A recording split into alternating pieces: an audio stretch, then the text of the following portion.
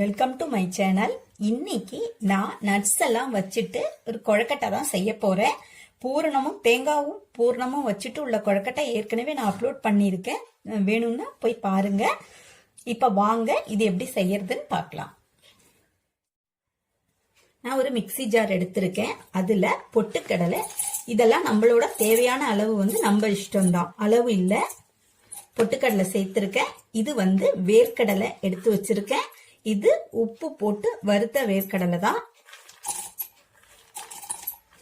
அதையும் அதுல சேர்த்துக்கிறேன். அடுத்தது பாதாம், அடுத்து முந்திரி. இது எல்லாத்தையும் மிக்சியில நல்லா ஒரு ஓட்டு ஓட்டிட்டு அதுக்கப்புறமா அது நல்லா பொடியானதுக்கு அப்புறம் நம்ம இந்த பேரிச்சம்பழத்தை பீஸா கட் பண்ணிட்டு அதையும் சேர்த்து அடிச்சுட்டு வரலாம்.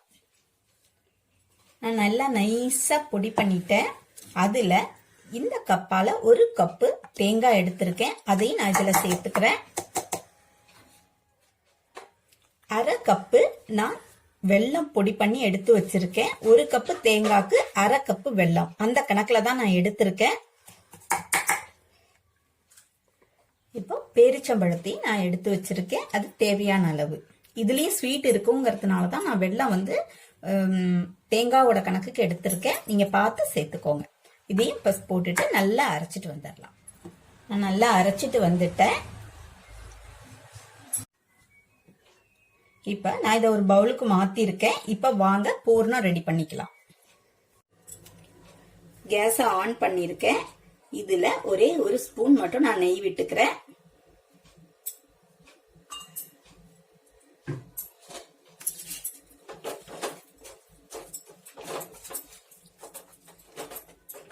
பூரணம் பவுல்ல ஒட்டாம வரணும்.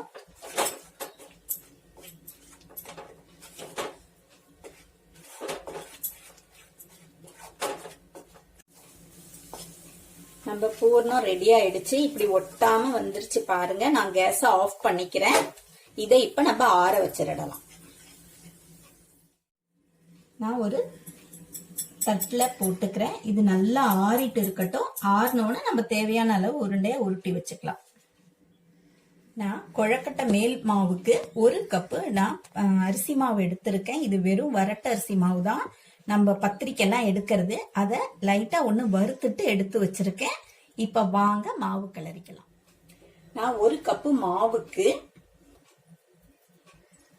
ஒரு கப்பும் இந்த அளவு தண்ணி கூட நான் அதை எடுத்திருக்கேன். அதுல ஒரு பிஞ்சளவு சால்ட் அதுவும் போட்டிருக்கேன். இது நல்லா கொதிக்கட்டும். அதுல இந்த அளவு நான் தேங்காய் எண்ணெய் கூட விட்டுக்கிறேன். ஒரு 4-5 டிராப், அவ்வளவுதான். ஏன்னா நான் பூர்ணத்துல நெய் விட்டதுனால இதுல தேங்காய் எண்ணெய் சேர்த்திருக்கேன். நீங்க நெய்யே வேணும்னாலும் சேர்த்துக்கலாம். தண்ணி நல்லா கொதிச்சிடுச்சு. மாவு நான் சேர்த்துக்கிறேன்.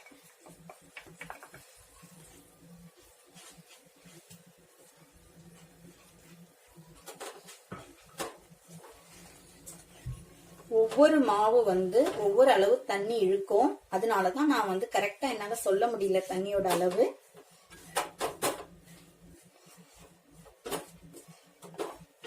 இப்ப நான் அடுப்பை ஆஃப் பண்ணிக்கிறேன்.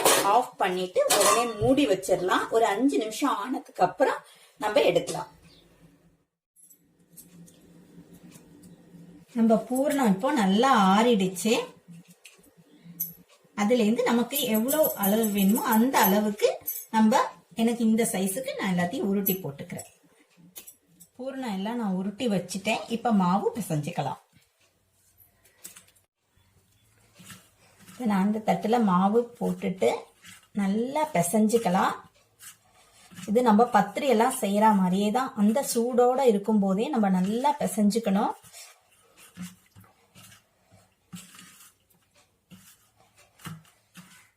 இப்ப மாவு நான் நல்லா பிசைஞ்சு வச்சுட்டேன். இது தொடறதுக்கு நான் தேங்காய் எண்ணெய் தான் எடுத்து வச்சிருக்கேன்.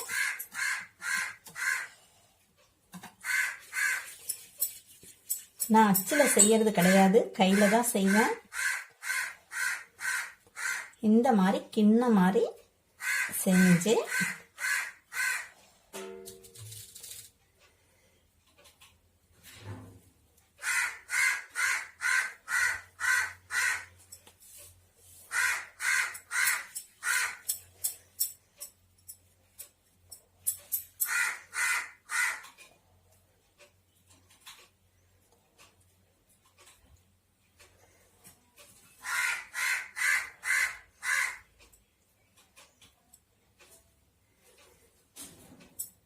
இந்த மாதிரி செஞ்சுக்கலாம். இந்த மாதிரி கப் எடுத்துக்கோங்க.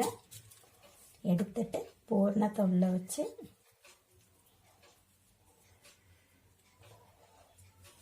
அவ்வளவுதான்.